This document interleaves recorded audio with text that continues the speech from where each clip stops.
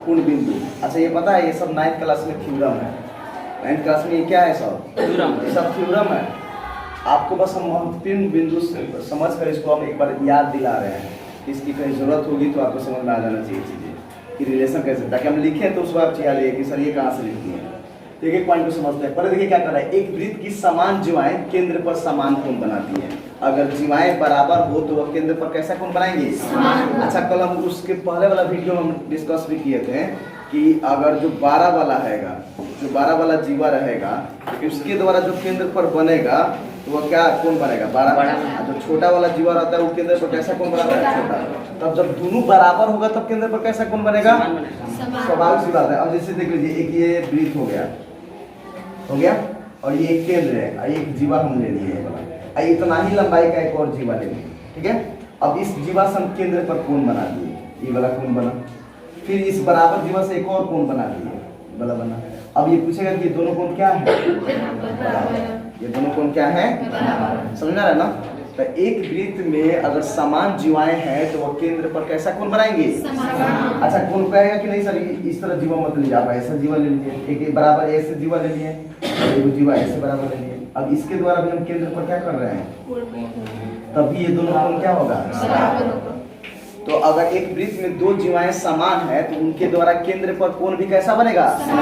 अच्छा इसका उल्टा भी सही है कि अगर मान लीजिए दो जीवा है, बराबर है कि नहीं है हम नहीं जानते हैं, लेकिन अगर वो कोण केंद्र पर बराबर बना रही है तो तय है कि वो दोनों क्या होगी? बराबर होगी। मतलब इसी का ये क्या है? उल्टा है कि अगर बराबर जीवा है तो केंद्र पर बराबर कोण बनाएंगी। अगर केंद्र पर कोई दो जीवा बराबर कोण बना रही है तो तय है कि वो दोनों जीवा आपस में क्या होंगी? बराबर होंगी। ये दूसरा पॉइंट भी वही था, यदि एक वृत्त की दो जीवाएं केंद्र पर समान कोण बनाती हैं तो जीवाएं क्या होंगी? समान होंगी। ये क्लियर है? अगर दो जीवा बराबर है, दो जीवा तो वह केंद्र पर कैसा कोण बनाएंगी? बराबर। अगर कोई दो जीवा बराबर है कि नहीं हम नहीं जानते हैं, लेकिन अगर वह केंद्र पर समान कोण बना रही है तो ये तय है कि वो दोनों जीवा आपस में क्या है? बराबर। क्लियर है यहाँ तक दोनों पॉइंट? तीसरा पॉइंट देखिए क्या कर रहा है, वृत्त के केंद्र से जीवा पर डाला गया लंब जीवा को क्या करता है? समविभाजित करता है। वृत्त के केंद्र से, तो पहले एक वृत्त हम लोग देख लेते हैं। ये एक वृत्त हो गया और इस वृत्त में ये केंद्र हो गया, एक जीवा हम लोग ले लिए। अब इसके केंद्र से जीवा पर क्या डाल देते हैं? लंब। लंब तो एकदम सीधा आता है ना, और यहाँ पे ये 90 डिग्री। तब ये क्या करता है, इस जीवा को दो भागों में क्या कर देता है? बांट देता है। यानी मान लीजिए अगर जीवा का लंबाई 8 होगा तो ये 4 और 4 में क्या हो जाएगा? समझना है ना। तो इसमें क्या करता है, इस तरह क्वेश्चन क्या पूछेगा तो कहेगा एक वृत्त की त्रिज्या 5 सेंटीमीटर है और एक जीवा का लंबाई 8 सेंटीमीटर और केंद्र से जीवा पर लंब डाला गया है, तो लंब की दूरी निकालिए। हम क्या करेंगे, इस तरह फोटो बना देंगे, त्रिज्या से इसको मिला देंगे। ये 8 है तो ये कितना हो गया? 4। इसका लंबाई कुछ दिया था कितना? 5। भाई बोला आप नहीं निकाल सकते हैं पाइथागोरस थ्योरम लगाकर। इसी कॉन्सेप्ट से वर्ड क्या होगा? निकलेगा। तो ये समझ में आया कि अगर कोई वृत्त है तो उसके केंद्र से अगर आप जीवा पर केनों भी लंब डालिएगा तो जीवा को आधा आधा कर देता है। क्या कर देता है? अगर एक वृत्त में केंद्र से, एक वृत्त में एक वृत्त हो गया और केंद्र से ये एक जीवा हो गया, इस पे क्या डाल दीजिए? लंब। ये जीवा को क्या कर देता है? दो बराबर भागों में बांट देता है। अच्छा इसका उल्टा भी सही है।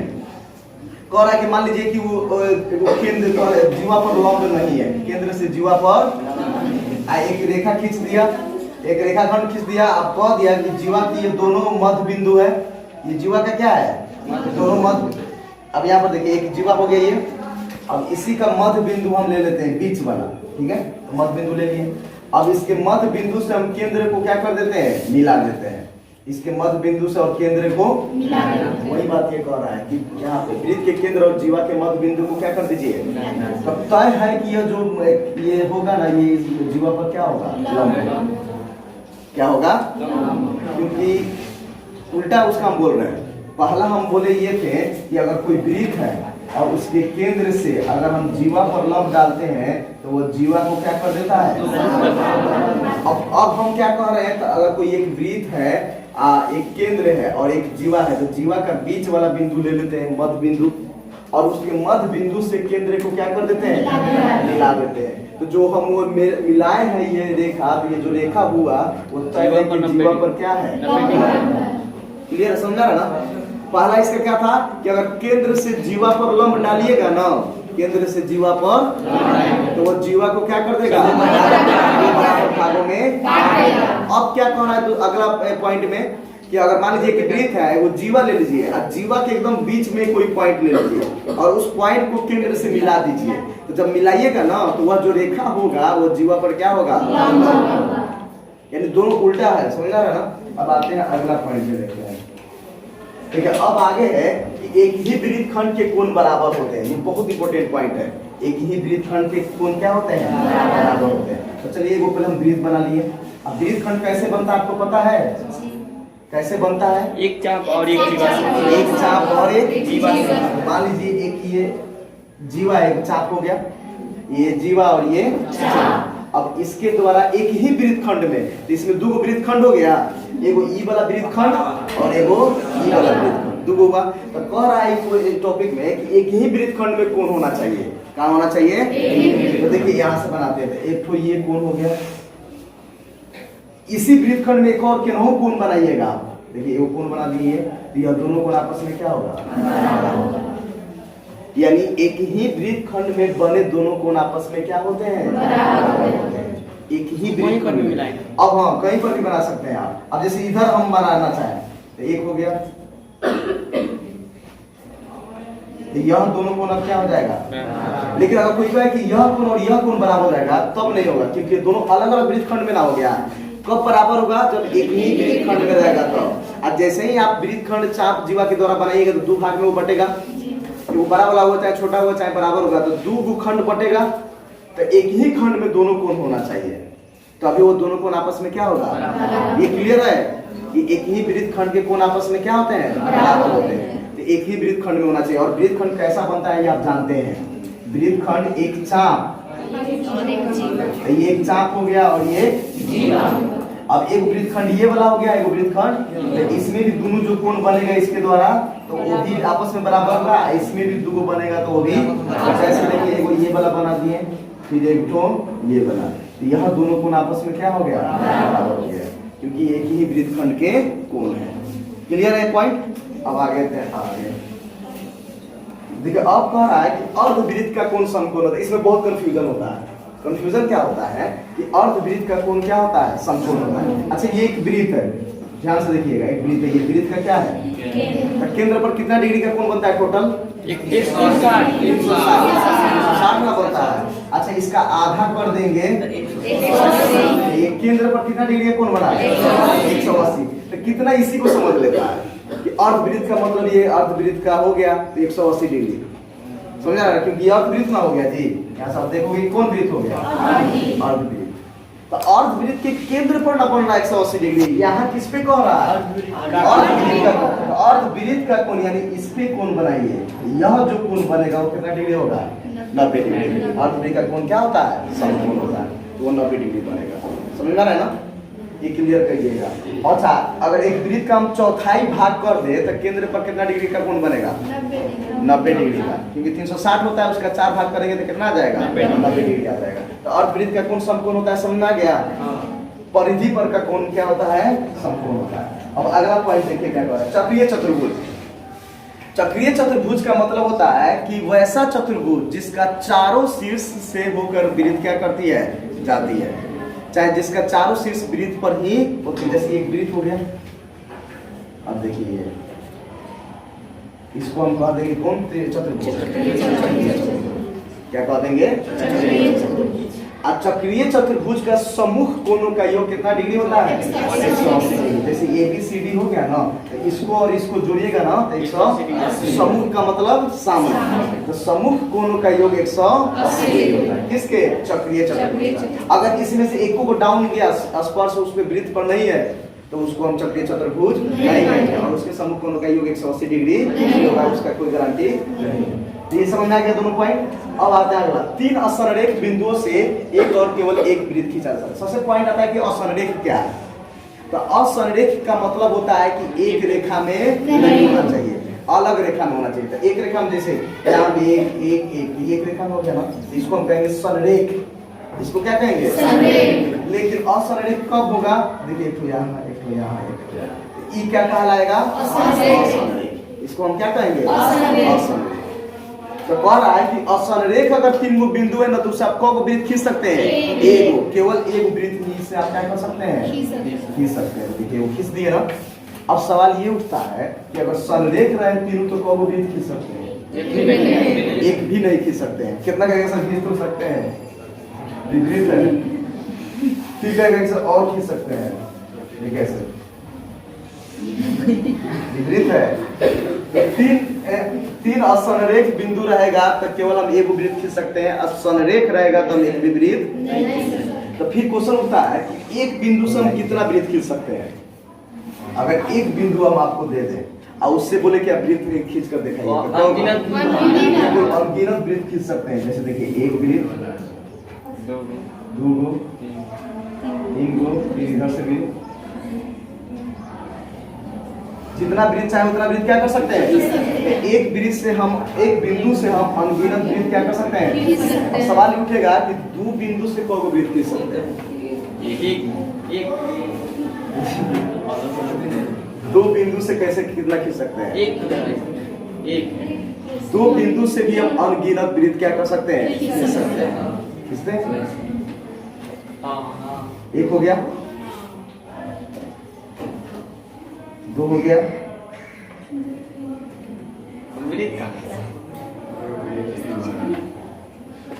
है ना?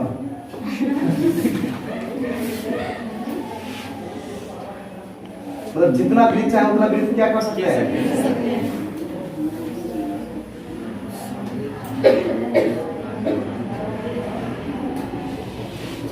समझा रहा ना?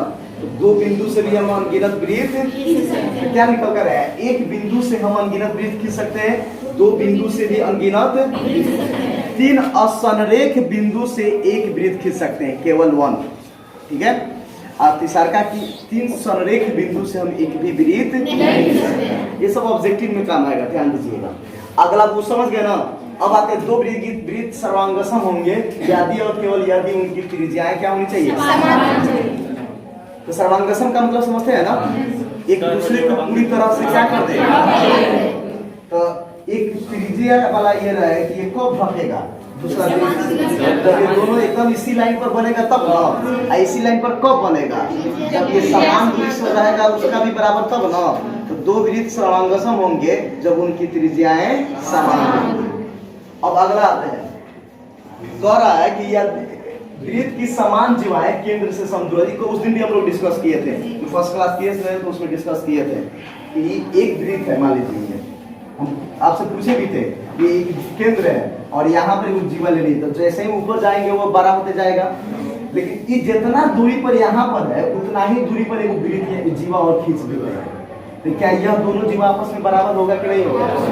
बिल्कुल होगा। तो जान लीजिए केंद्र से अगर समान दूरी पर दो जीवा है तो वो दोनों जीवा आपस में, इसका उल्टा भी सही है, अगर दो जीवा आपस में बराबर है तो तय है कि वो केंद्र से समान दूरी पर। समझना ना हम क्या कर रहे हैं? अगर केंद्र से समान दूरी पर है तो दोनों जीवा बराबर होगी, और दोनों जीवा बराबर है तो केंद्र से समान दूरी पर होगी। क्लियर है दोनों पॉइंट? नहीं समझ में आया? अब अगला देखिए, ये तो दोनों सेम हो गया।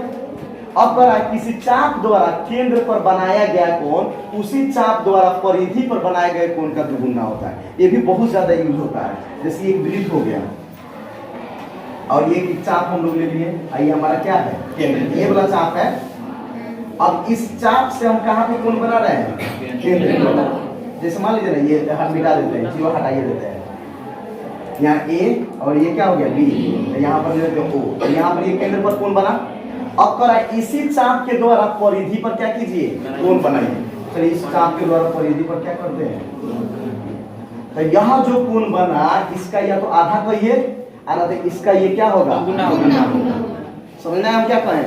हम कह रहे हैं कि एक वृत्त ले लीजिए, आप वृत्त पर चाप, चाप का मतलब परिधि पर होता है, तो ये चाप ले लिए P और Q, ये हमारा क्या है? केंद्र है। अब इस चाप के द्वारा केंद्र पर क्या कीजिए? कोण बनाइए। तो चलिए वो कोण बना लेते हैं। तो देखिए केंद्र पर क्या बन गया? कोण बना ना।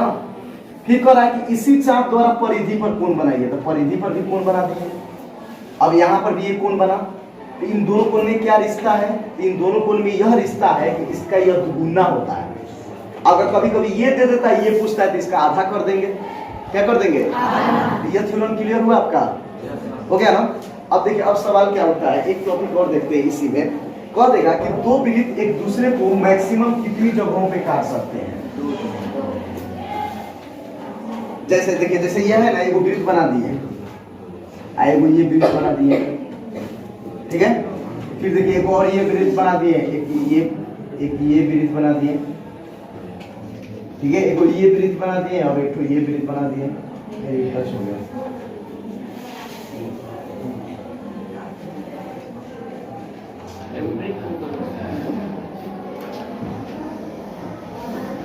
अब मैं पूछेगा तुम लोगों से, समझा? तो क्वेश्चन ये क्या है कि एक वृत्त, दो वृत्त एक दूसरे को अधिकतम कितने बिंदुओं पर काट सकते हैं? कोई है जो दो वृत्त को एक दूसरे से मतलब कैसा भी रख कर दो से ज्यादा कटा दे? इस तरह प्रैक्टिकल लाइफ में इस तरह ये हो सकता है, कट भी सकता है, आप दिमाग लगा सकते हैं। वृत्त के ऊपर वृत्त रखिए, काटिए तो उनकी नाम कटेगा।